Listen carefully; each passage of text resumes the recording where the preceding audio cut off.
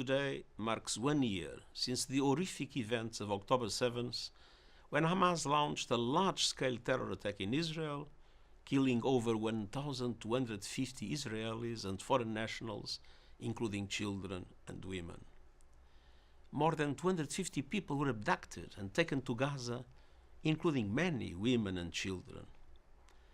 The October 7th attack scarred souls, and on this day, we remember all those who were brutally killed and suffered unspeakable violence, including sexual violence, as they were simply living their lives.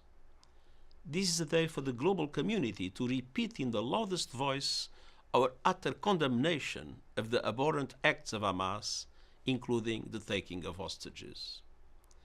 Over the course of the past year, I have met with the families of hostages, learned more about the lives, hopes, and dreams of their loved ones, and shared in their anguish and pain.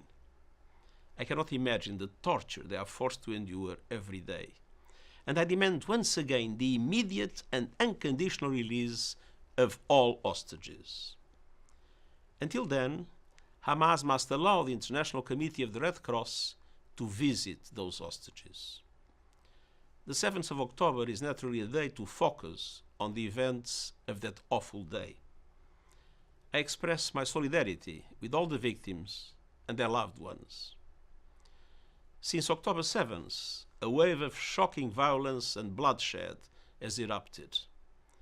The war that has followed the terrible attacks of 1 year ago continues to shatter lives and inflict profound human suffering for Palestinians in Gaza and now the people of Lebanon. I have spoken out about these often and clearly. It's time for the release of the hostages, time to silence the guns, time to stop the suffering that has engulfed the region. Time for peace, international law, and justice.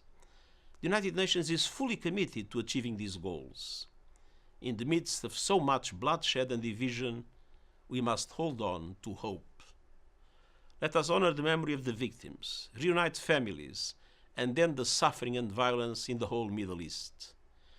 And let us never stop working for a lasting solution to the conflict, where Israel, Palestine, and all other countries of the region can finally live in peace and dignity and with respect for one another.